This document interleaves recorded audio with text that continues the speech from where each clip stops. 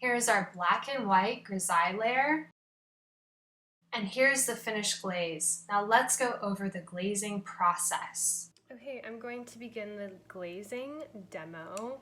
I have two of my brushes out that are going to help me glaze.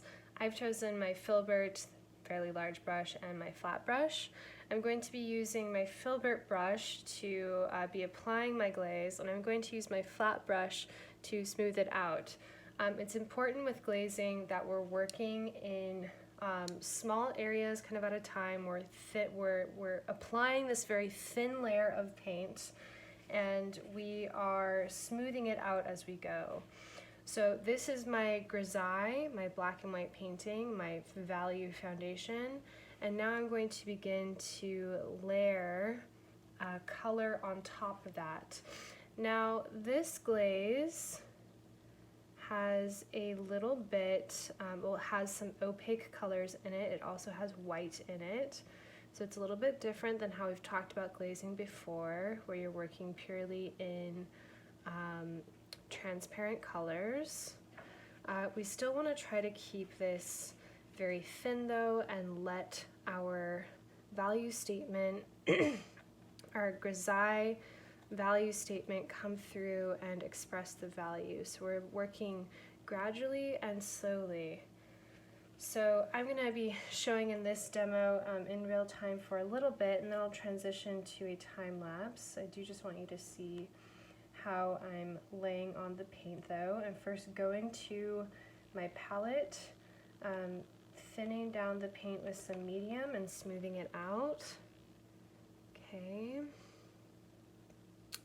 I've mixed some different neutrals for myself to use, different neutrals that, one that's leaning more towards red, one that's leaning more towards yellow, and one that is a little bit cooler. Okay, let's also thin this out. So a glaze is a thin, transparent, or in this case, semi-transparent layer. The medium is also helping us make that transparent and thin. And it's not meant in the glazing layer to really add, it's not really intended for adding texture. So the idea is that you're adding this thin layer that is adjusting the color and maybe the value a little bit, but it's not adding a bunch of texture to the painting. And even in my glazing paint that I've mixed out for myself, and I will show my palette in this video as well, I've mixed out a couple of different values for myself to use. Okay, so this becomes especially important to thin this down. Okay.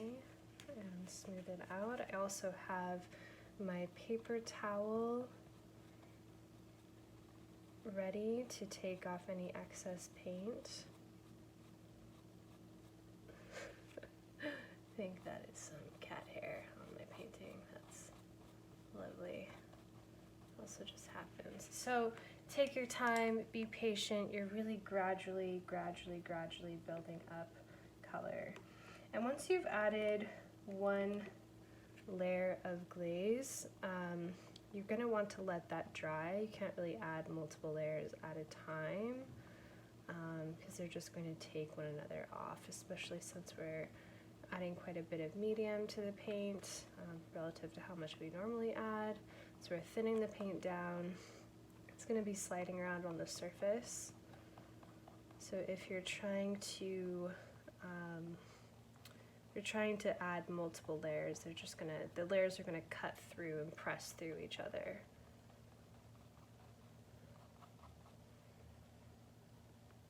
Okay, and I'm keeping the shadows a bit cooler, so I have a cooler neutral that I've mixed for myself, so I'm thinking of cooler shadows and warmer light.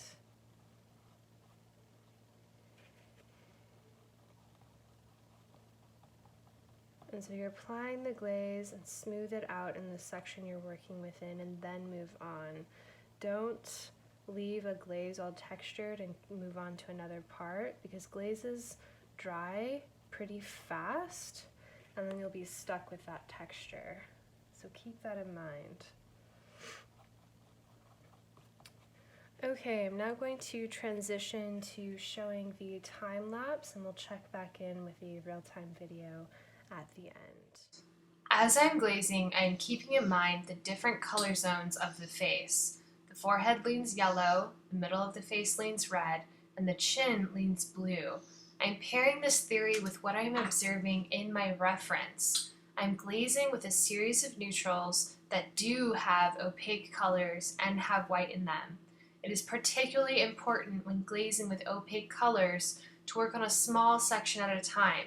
Make sure you're applying it thinly and spreading it out, and use the medium to thin your paint and make it more fluid.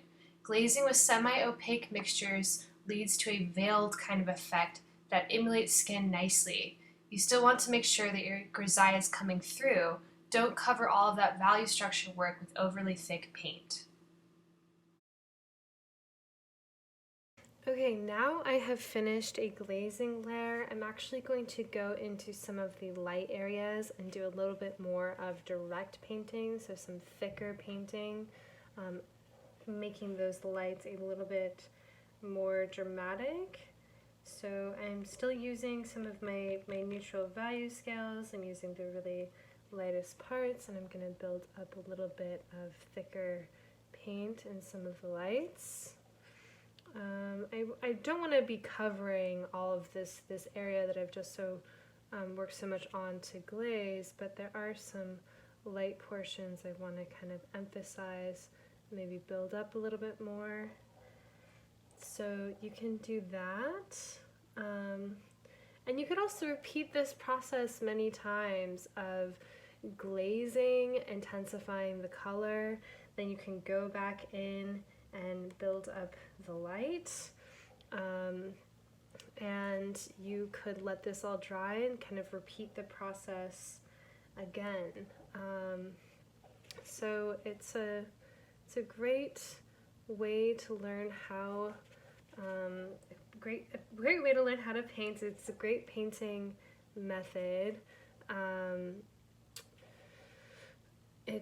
It can emulate the skin really well, so it can be a nice option for portraiture, or you might just decide that you like glazing, you like being able to establish your value structure clearly in one layer, and then add the coloring kind of in these separated layers.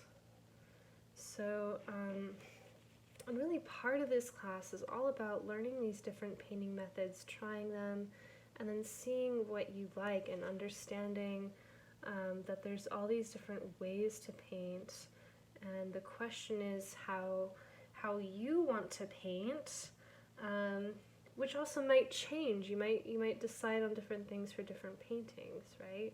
Sort of depending on what you want to say, depending on your subject matter. Okay, so once you've established all of your glazes, you can go back in and start to re-emphasize some of the lights with some thicker paint. I'm also going to do that in the hair, for example, right here. Just in some more extreme highlight areas. My hair in the light tends to go quite golden, kind of a yellow. So I'm just mixing together some yellow ochre and white. Do a little base, and I'm going to put in a brighter highlight with a little bit of thicker white paint.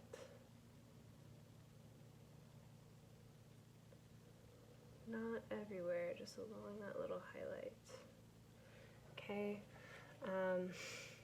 So that you can do once you've glazed everything. You want to re-emphasize some of those lights. Here is my finished portrait. I chose a red and green complementary color scheme. I added red patterns in the background with direct paint in the final stages. Think through your color scheme before you begin glazing. I chose to make my background green, and I brought that green into the areas of reflected light on the portrait. Adjusting the color of the reflected light to show the changes in color that you're making is essential.